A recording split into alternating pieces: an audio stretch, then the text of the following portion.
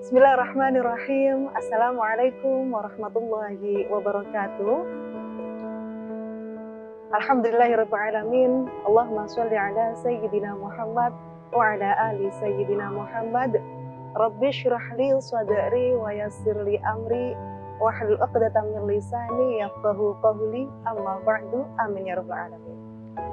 Para pemirsa TV 9 yang dirahmati oleh Allah, teman-teman semuanya, pecinta kajian Kiswah Female TV 9 Nusantara, hari ini kita akan berdiskusi tentang bagaimana pentingnya lingkungan dalam kehidupan kita. Lingkungan yang mungkin berbagai macam bentuknya, ada lingkungan yang positif, ada lingkungan yang negatif, yang dimana kalau pada era saat ini disebut dengan lingkungan toksit. Pasti teman-teman semua atau para pemirsa TV 9 Nusantara sudah sering mendengar apa itu lingkungan toksit, yang tentunya di era saat ini banyak kita temui, banyak kita hadapi, dan banyak sekali kita jumpai. Mungkin tidak terlepas dari diri kita tersendiri, kita juga pernah mengalaminya. Terus bagaimana pandangan Islam terkait yang disebut dengan lingkungan toksit ini? Apakah perlu kita hindari? Apakah perlu kita mempertahankan diri di dalamnya?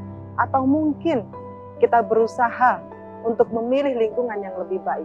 Bagaimana Rasulullah SAW pernah mengatakan, kita dituntut untuk memilih teman, memilih pergaulan, dan memilih lingkungan yang baik. Lingkungan yang negatif tentu harus kita hindari ketika keimanan kita memang belum kuat di dalamnya. Namun ketika keimanan kita kuat, maka kita dianjurkan untuk mengajak, untuk mengingatkan teman-teman kita yang masih dalam lingkungan yang disebut dengan lingkungan negatif, atau di era saat ini disebut dengan lingkungan toksit. Lingkungan toksit ini bisa berbagai macam bentuknya. Mungkin kita berada di situasi golongan orang-orang yang membicarakan orang-orang lainnya dalam hal negatif, atau bisa kita sebut dengan ghibah. Jadi para pemirsa yang ada di rumah, kalau kita bertemu dengan teman-teman kita, namun pertemuan kita di dalamnya hanyalah membicarakan orang-orang yang negatif, maka itu sudah masuk pada tanda-tanda kita terjebak pada lingkungan toksik. Terus bagaimana anjuran Rasulullah? Maka anjuran Rasulullah Shallallahu Alaihi Wasallam, ketika kita terlingkar dalam hal negatif, maka kita harus segera untuk menuju ke hal yang lebih baik. Allah Subhanahu wa taala pernah berfirman, Bismillahirrahmanirrahim, wal takum minkum ummatun yad'una ilal khair wa ya'muruna bil ma'ruf wa yanhauna 'anil munkar wa ulaika humul muflihun. Al-ayat shadaqallahul adzim. Yang dimana di situ dijelaskan bahwasanya Allah mengingatkan kepada sekelompok umat atau sekelompok golongan, entah itu mulai dari anak muda atau di luar itu semua, untuk menyerukan kebaikan dan menghindari hal-hal yang mungkar agar kita tergolong orang-orang yang beruntung. Kemudian kalau kita mengutip salah satu ucapan dari salah satu kita yang mengatakan bahwasanya perilaku manusia itu sangat mudah terpengaruh. Tindakan manusia itu sangat mudah terpengaruh. Karena apa? Karena kita memiliki yang namanya nafsu. Sehingga lingkungan ini sangat berpengaruh pada tindakan kita. Ketika kita tidak mampu membedakan mana lingkungan yang baik dan mana lingkungan yang negatif, maka segeralah meminta petunjuk kepada Allah untuk diberikan petunjuk jalan yang benar. Dengan cara apa? Dengan cara kita mendekatkan diri kepada Allah. Dengan cara kita berbanyak berzikir kepada Allah.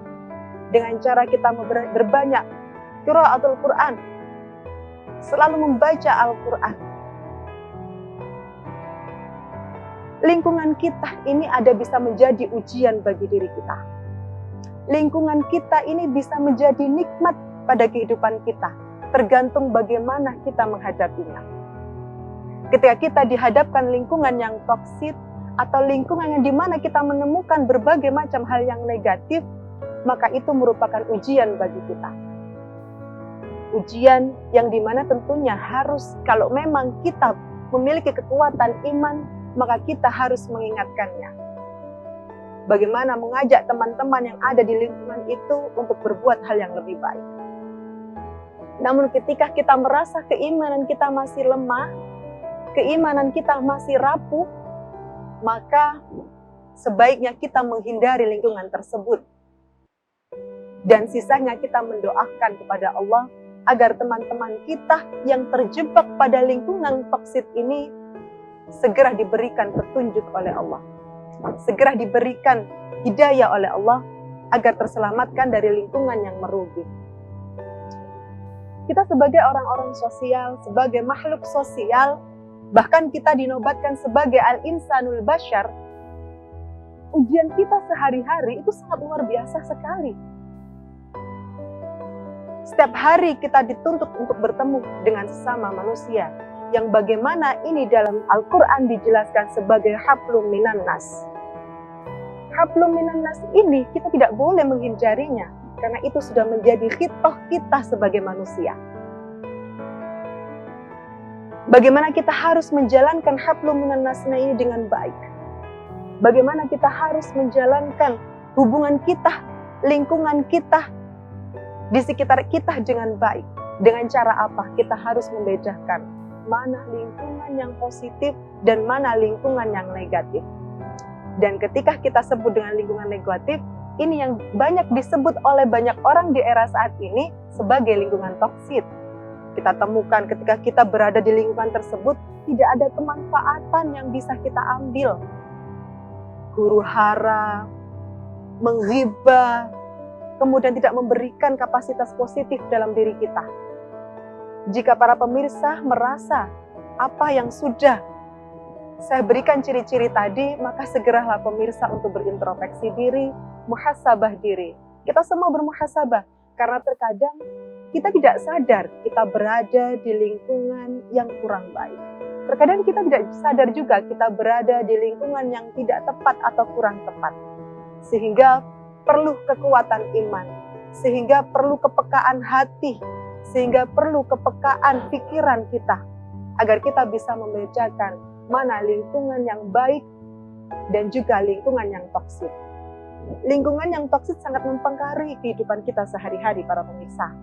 Karena setiap hari kita melihat hal-hal atau mendengarkan hal-hal yang buruk, maka secara tidak sadar kita akan bisa terbawa dalam lingkungan tersebut. Dan secara tidak sadar, kita bisa tergiring menuju hal yang kurang baik, atau menjadi orang manusia yang memiliki menurun, rasa imannya menurun. Na'udzubillah min dzalik. Oleh karena itu, para pemirsa TV9 Nusantara, kita harus berhati-hati dengan pergaulan kita. Kita harus berhati-hati dengan lingkungan kita, dan tidak dengan semena-mena atau sembarangan, atau tidak dengan pemikiran yang baik kemudian kita memilih lingkungan yang ada di sekeliling kita. Karena bagaimanapun lingkungan kita menentukan perilaku kita. Karena bagaimanapun kehidupan sehari-hari kita juga menentukan tindakan kita. Perlu dikuatkan iman kita dengan cara berzikir, dengan cara membaca Al-Quran, dengan cara selalu mengingat Allah Subhanahu wa Ta'ala. Dan juga kita harus selalu berfokus pada untuk memperbaiki diri, agar kita tidak semakin terbawa ke hal-hal yang negatif. Baik para pemirsa TV9 Nusantara, penikmat Kisvah Female, jangan kemana-mana. Setelah ini kita akan lanjutkan diskusi kita tentang bagaimana anjuran Rasulullah memilih teman dan pergaulan yang baik. Tetap di Kisvah Female TV9 Nusantara. Terima kasih pemirsa, Kisvah Female TV9 Nusantara masih istiqomah bersama untuk mendiskusikan bagaimana tema kita hari ini membicarakan tentang lingkungan toksik, yang dimana kita temui banyak sekali lingkungan toksik ini berada di sekitar kita. Bahkan ini menjadi salah satu problematika anak-anak muda sekarang. Menjadi sebuah tantangan tersendiri anak-anak muda sekarang. Rasulullah menganjurkan bahwasanya bagaimana cara kita memilih teman, dan beliau mengibaratkan, pilihlah temanmu, pilihlah pergaulanmu seperti halnya kamu memilih orang yang berjual minyak wangi, agar kalian bisa mengikuti bau harumnya minyak wangi tersebut. Jangan sampai kalian memilih pergaulan atau teman yang berjualan dengan kayu bakar. Karena hal itu bisa mempengaruhi, walaupun kalian tidak berjual kayu bakar, kalian akan terkena asapnya. Ibarat itu sudah dijelaskan pada apa yang dikatakan oleh Rasulullah. Bagaimana Allah sangat menganjurkan untuk memilih lingkungan yang baik, memilih teman yang baik, memilih pergaulan yang baik, agar kita bisa mengarah ke hal yang baik juga. Bagaimanapun, kebaikan itu harus terkadang kita paksakan. Hal-hal yang berhubungan tentang keburukan, hal-hal yang berhubungan tentang kemaksiatan, selalu ditawarkan dengan yang namanya kenikmatan. Jadi para pemirsa tidak boleh terbuai di dalamnya. Jika memang merasa yang dilakukan itu adalah salah namun nikmat, cepatlah sadar. Cepat kita kembali kepada Allah. Khilaf boleh, tapi kita tidak boleh menikmati khilaf itu terlalu lama. Karena memang godaan dalam sebuah keburukan, godaan dalam hal kemaksiatan, itu adalah kenikmatan. Makanya kenapa kalau kita berbicara masalah maksiat, itu selalu berhubungan dengan hal-hal yang enak. Sehingga ini menjadi sebuah hal yang sulit kita tangkis. Namun Allah mengkaruniai kita yang namanya hati. Allah mengkaruniai kita yang namanya akal. Sehingga kita diberikan kekuatan, kelebihan untuk membedakan mana sesuatu hal yang positif, mana sesuatu hal yang negatif. Ketika kita merasa terjebak di sebuah lingkungan yang banyak hal-hal yang buruk, dan hati kita tergerak, maka ingat Allah sedang menyentuh kita. Allah sedang mengingat kita. Allah sedang menyayangi kita. Maka di situ kan harus cepat kembali untuk menuju lingkungan yang lebih baik. Lingkungan toksik sudah ada, banyak ditemukan di zaman Rasulullah, para pemirsa. Kalau kita mengenalnya sebagai golongan kafir Quraisy, itu juga termasuk sebutan di era sekarang yang namanya lingkungan toksik. Kalau zamannya Rasulullah, mungkin disebut golongan kafir Quraisy, yang dimana di dalamnya banyak sekali perbuatan-perbuatan yang buruk. Tapi ini lebih diprodukkan di era saat ini yang namanya lingkungan toksik. Di dalamnya kita banyak melakukan hal-hal yang mengarah kepada hal yang merugikan. Mengarah kepada hal yang membuat orang terluka. Secara tidak sengaja kita menyakiti hati orang. Secara tidak sengaja kita membuat orang marah terhadap kita. Dan secara tidak sengaja kita membuang-buang waktu kita dengan hal yang tidak positif. Maka itu sangat berakibat pada perilaku kita sehari-hari dan juga tentunya pada ibadah kita.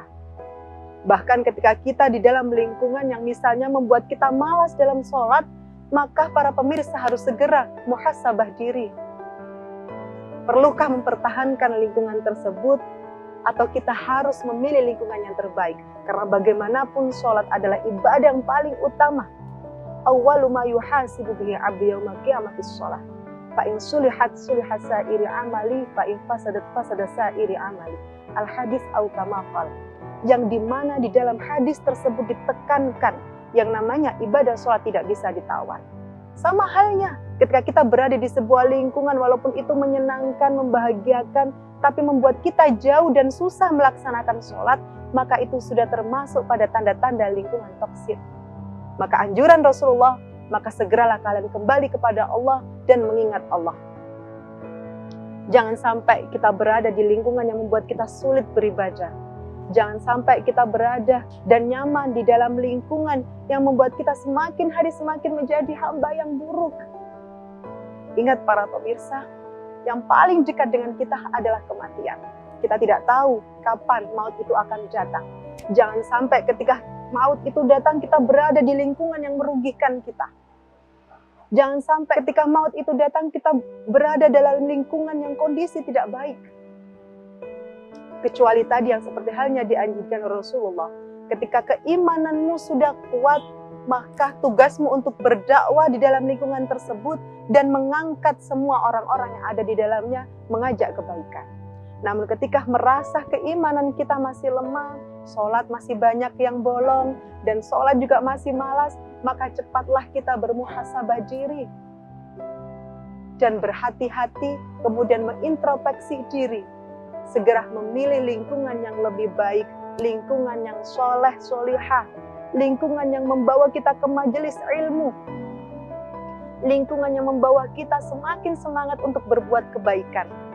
Karena bagaimanapun berbuat baik itu banyak sekali godaannya, apalagi anak-anak muda sekarang, anak-anak millennials, anak-anak post millennials, yang tentunya kenikmatan-kenikmatan berbagai macam ditawarkan dengan berbagai macam kemudahan.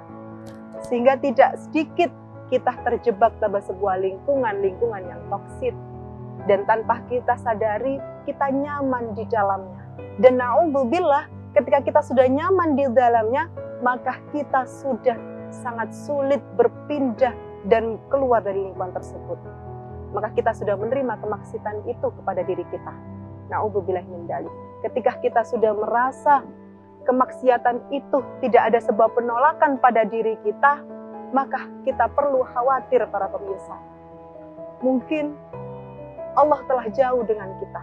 Atau mungkin sebaliknya kita yang setelah menjauh dari Allah. Sehingga kita diberikan rasa nyaman dalam hawa nafsu. Sehingga kita diberikan rasa nyaman dalam kemaksiatan. Termasuk pada lingkungan-lingkungan yang membawa kenikmatan namun mengarahkan kita kepada hal-hal yang negatif. Oleh karena itu para pemirsa, Kiswah Female TV9 Nusantara, kita harus lebih berhati-hati dalam bertindak dan perilaku. Dan selanjutnya kita akan melanjutkan diskusi kita. Jangan kemana-mana, tetap di Kiswah Female TV9 Nusantara. Terima kasih para pemirsa Kiswah Female TV9 Nusantara, masih tetap bersama kami, masih tetap duduk untuk mendengarkan majelis ilmu kita yang kita adakan secara tidak langsung ini, namun semoga kebaikannya selalu kita nikmati bersama. Para pemirsa, kalau kita berbicara masalah lingkungan, itu adalah sebuah kebutuhan kehidupan kita. Pergaulan adalah kebutuhan kehidupan kita, interaksi sosial adalah kebutuhan kehidupan kita. Bahkan di dalam Islam pun kita selalu diingatkan dalam Al-Quran dan hadis untuk tetap menjaga lingkungan kita dengan baik. Hubungan sesama manusia dengan baik. Karena itu sebagai khitab kita sebagai manusia biasa atau al-insanul bashar. Para pemirsa TV9, Kiswah Female, bagaimana kita harus lebih kuat menjaga diri kita agar kita memiliki kepekaan hati terhadap hal yang bernama maksiat. Perbanyak hal yang berhubungan tentang ibadah, ubudiyah mahdah, ubudiyah ghairu mahdah, ibadah mahdah dan ibadah ghairu mahdah. Bagaimana kita harus memperkuat di dua hal itu agar kita selalu dalam lindungan Allah Subhanahu wa taala. Rasulullah mengibaratkan dalam sebuah hadis, mukmin satu dengan mukmin yang lain adalah cerminan. Sehingga pergaulan kita ini juga termasuk cerminan kita. Namun terkadang juga bisa pergaulan kita ini menjadi ujian bagi kita. Yang paling utama adalah kita harus husnudzon pada Allah. Berprasangka positif, berprasangka baik. Ketika kita merasa kita berada di sebuah lingkungan yang toksik atau negatif, bukan berarti Allah memberikan keburukan kepada kita. Atau mungkin kita merasa diri kita buruk. Kita harus husnudzon sama Allah. Mungkin Allah sedang menguji keimanan kita. Mungkin Allah sedang menguji kekuatan ibadah kita. Kekuatan keistiqomahan kita. Kita diuji dalam lingkungan ini. Bagaimana kita bisa mempertahankan keistiqomahan kita. Bagaimana kita bisa mempertahankan ibadah kita. Dan bagaimana kita tetap bisa mengistiqomahkan terhadap sunnah-sunnah yang kita bisa lakukan. Terkadang kita bertemu dengan sesama manusia pun tanpa disengaja kita membicarakan orang. Tanpa disengaja kita menyakiti hati orang yang kita ajak bicara. Oleh karena itu, salah satu cara agar kita mendapatkan perlindungan dari Allah Subhanahu wa taala dari hal yang negatif, maka perbanyak istighfar. Para pemirsa, istighfar itu adalah kalimat yang sangat sederhana dan singkat. Tapi kenapa itu sangat berat dilakukan? Ini menjadi sebuah problematika tersendiri dan perlu kita pertanyakan pada hati kita. Tentunya ini bukti bagaimana yang namanya sebuah hal yang baik walaupun terlihat sederhana dan mudah, itu sangat sulit. Karena memang itu tergolong perbuatan atau hal yang positif yang jaminannya itu zahir sudah jelas. Yang jaminannya itu jelas pahala. Istighfar adalah kalimat sederhana. Istighfar adalah kalimat singkat, namun sulit kita lakukan.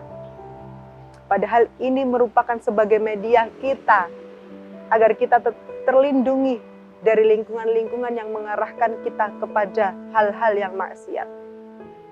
Kita terlindungi dari hal-hal yang mengarahkan kita pada hal keburukan. Istighfar bisa menjadi hifdzuh jasad kita, penjaga diri kita, hifdzuh qalbi kita, penjaga hati kita. Sehingga kita nggak boleh menyepelekan yang namanya istighfar. Karena itu sebagai media kita, pelindung diri kita agar kita tidak terjerumus pada pergaulan yang salah. Ketika para pemirsa merasa sekarang nyaman dalam lingkungan yang kurang baik, maka cepatlah pemirsa segera untuk kita beristighfar, memperbaiki ibadah kita. Mungkin itu masuk pada bagaimana Allah telah mengistidraj kita, na'udzubillahi min dzalik. Bagaimana Allah memberikan kenikmatan dunia, namun kita akan mendapatkan kesengsaraan yang luar biasa di dalam akhirat. Para pemirsa yang merasa nikmat dalam kemaksiatan perlu khawatir. Bisa saja Allah sedang melakukan istidraj kepada kita. Yang bagaimana kenikmatan semuanya diberikan di dunia, tapi di akhirat nanti kita hanya merasakan sebuah penyiksaan. Na'udzubillahi min dzalik. Para pemirsa sekalian, kondisi saat ini adalah kondisi yang kompleks. Tidak hanya tentang penjagaan jasad kita atau badan kita, atau perilaku kita, tapi kita juga harus memperkuat keistiqomahan kita. Karena keistiqomahan kita, ibadah kita adalah sebagai penjaga diri kita. Penjaga diri kita dalam berbuat hal yang selalu baik dan dalam berbuat menghindari hal-hal yang negatif. Baik para pemirsa, kita harus selalu berusaha menjadi hamba yang lebih baik dari sebelumnya. Agar kita tidak menggolong orang-orang yang merugi atau hamba yang merugi. Berbuat baik memang sulit, namun harus kita paksakan. Karena itu kewajiban kita sebagai manusia dan Abdullah. Terima kasih. Assalamualaikum warahmatullahi wabarakatuh.